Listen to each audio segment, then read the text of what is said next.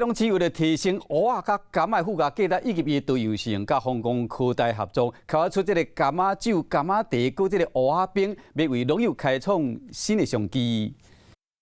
同学带来跳舞、替活动努力起稿，市府农业局和香港科大合作，将石冈区农会生产的柑仔和外部农会蚵仔，分别改做柑仔酒、柑仔茶和蚵仔冰基金、蚵仔脆片，在这天举办发表会。透过加工以后，不管你是做酒、做冰淇淋，或者做干燥的这些脆片。